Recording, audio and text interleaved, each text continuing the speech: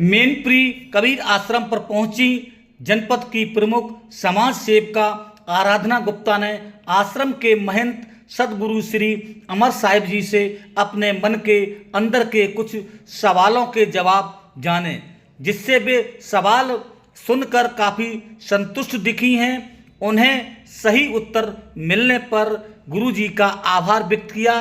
क्या कुछ प्रश्न उत्तर पूछे गए हैं, आइए जानते हैं वार्ता के कुछ अंश। इन तस्वीरों में देख सकते हैं यहाँ पर कबीर आश्रम के सदगुरु श्री अमर साहिब जी इनके आराधना गुप्ता जी के सवालों के जवाब दे रहे हैं। क्या कुछ सवाल थे, क्या कुछ जवाब दिए, आइए ये भी जान सकते हैं इस पूरी खबर के जरिए। हमारे न्यूज़ CPS चैनल को सब्सक्राइब करें, लाइक करें, हमें बहुत सारा आशीर्वाद दें। आपका बहुत बहुत धन्यवाद। क्या सवाल थे आराधना गुप्ता और सदगुरु अमर साहिब जी के, आइए ये भी जाने इस पूरी खबर के जरिए। सगुण वैसे साकार का और निर्गुण निराकार का। तो सगुण में जो प्रकृति है, चार तत्व हैं वो सब सगुण हैं, और जो आकाश तत्व है वो निर्गुण है। ये तो प्राकृतिक अर्थ हो, आध्यात्मिक अर्थ जो है कर सेवा साकार की, निराकार का ज्ञान, ज्ञान स्वरूप निजात्मा ताई को धर ध्यान। अब जाने तीन चीज़ें हैं, साकार, निराकार और ज्ञानाकार। यानी कर सेवा साकार की, अगर हम सेवा करेंगे तो साकार की ही करेंगे, चाहे वो वृक्ष वनस्पति के रूप में हो, चाहे मानव के रूप में हो, किसी के रूप में हो, वो साकार की ही सेवा करेंगे। निराकार का ज्ञान, जो ज्ञान का क्षेत्र है वो निराकार। जैसे आपको कितना ज्ञान है ये साकार में नहीं आ सकता। किसी को ज्ञान कितना है, किसी को कितना ज्ञान है, ये कोई साकार चीज़ नहीं है, निराकार चीज़ है। ज्ञान का जितना भी क्षेत्र है वो सब निराकार का स्वरूप है। और ज्ञान स्वरूप निजात्मा ताई को धर दे। तो वो सेवा करनी है तो हम साकार की करेंगे, ज्ञान करना है तो निराकार का होगा, और जब ध्यान करेंगे तो ज्ञानाकार निज आत्मा का जो सत्य आत्मा है उसका होगा। क्योंकि जितना ध्यान का क्षेत्र है वो साकार से हटकर के ज्ञान स्वरूप स्थिति में होता है, वही हमारा सच्चा ध्यान होता है। क्योंकि जो ज्ञान स्वरूप आत्मा है उसके बिना हमारा शरीर संचालित नहीं हो सकता। ये कहा है, कहते लोग शरीर में रहते देव तमाम, और निकलो जीव शरीर से कोई ना आवत काम। बताते हैं कि शरीर के अंदर तमाम देवी देवताओं का वास है। कहीं गणेश का वास है, कहीं ब्रह्मा का वास है, कहीं विष्णु का वास है, कहीं सरस्वती का वास है। पूरे शरीर में तमाम देवी देवताओं का वास। लेकिन जिस दिन सत्य आत्मा चेतन जीव शरीर से निकल जाता है तो कोई भी जो शरीर में विराजमान देवी देवता शरीर को संचालित नहीं कर पाते। केवल जो ड्राइविंग शक्ति है, सत्य सत्ता है, आत्म सत्ता है, जिसे ब्रह्म सत्ता भी बोलते हैं, उसी सत्ता से शरीर संचालित हो सकता है, और उसी का हम ध्यान करते हैं। तो आपका क्वेश्चन था कि ज्ञान साकार निराकार सगुण किसे कहते हैं, निर्गुण किसे कहते हैं। अब इसका तीसरा अर्थ है सगुण कहते हैं गुण सहित, निर्गुण कहते हैं गुण रहित। तो सगुण में सारी चीज़ें हैं, कोई ऐसी चीज़ नहीं है जो जिसमें गुण न हो, केवल विकार ही निर्गुण स्थिति है। ये तीसरा निर्गुण है विकार, और सगुण है यानी सद्गुण, मानवीय सद्गुण जितने भी हैं वो सब सद्गुण रूप में हैं। उसी को सगुण कहते हैं, गुण सहित, और निर्गुण कहते हैं गुण रहित। तो इस तरीके से ये तीसरा। अब जहाँ पर आपको संतुष्टि लगे तीनों अर्थ में, तो तीनों चीज़ें बता दें। एक प्राकृतिक अर्थ, एक आध्यात्मिक अर्थ, और एक ये भावार्थ।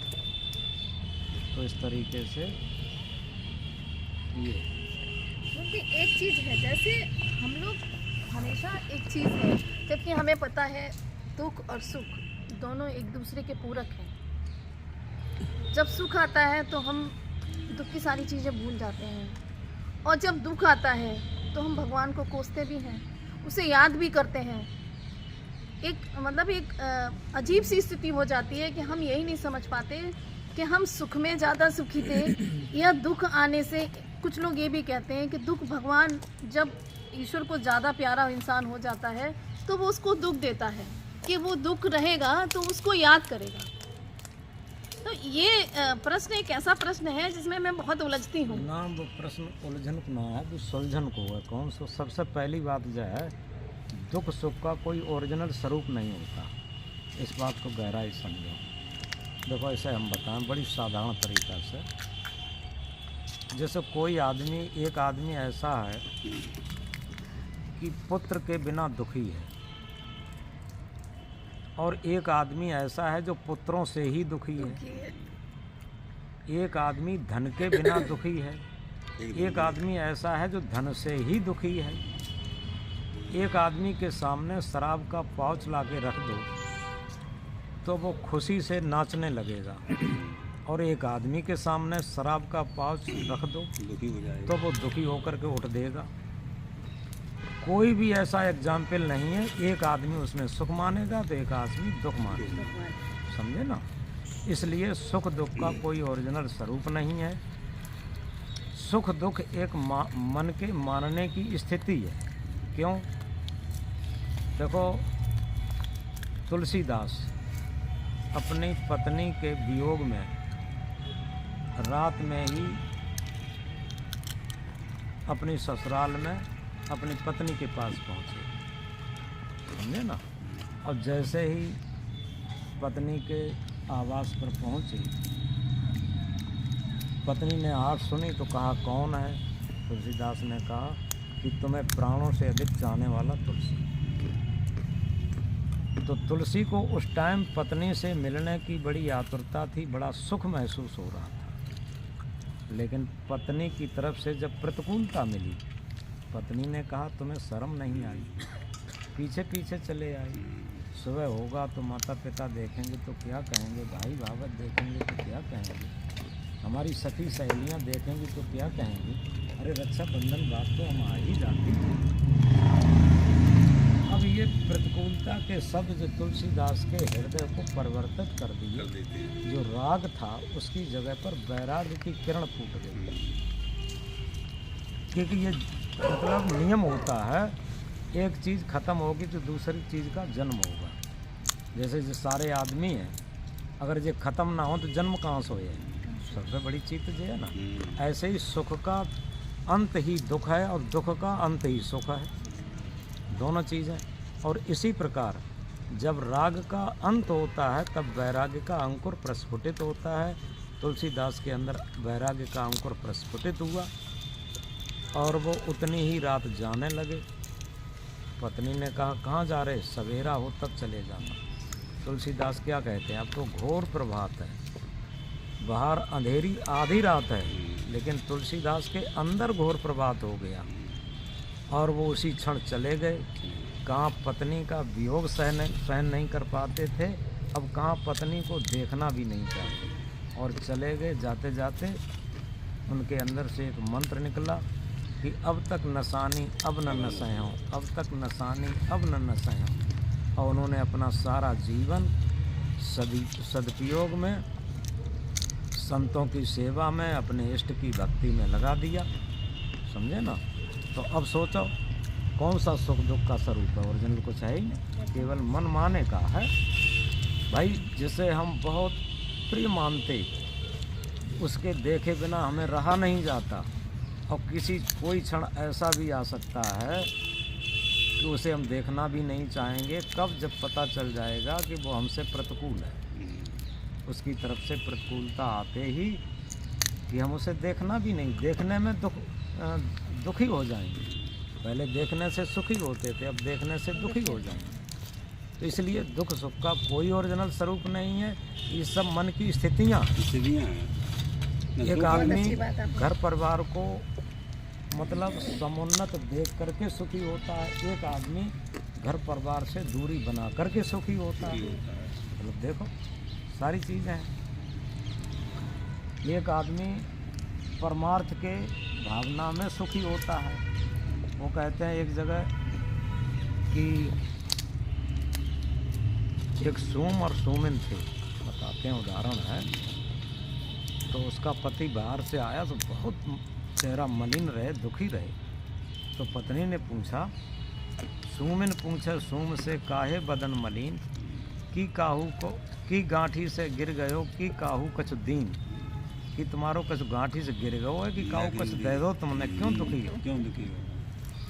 तो सूम बोलो, ना गांठी से गिर गयो ना काहू कछ दीन, और देते देखा और को तासे बदन मलिन। अब बताओ उनके दुखों का ठिकाना रहे? समझ में आई ना?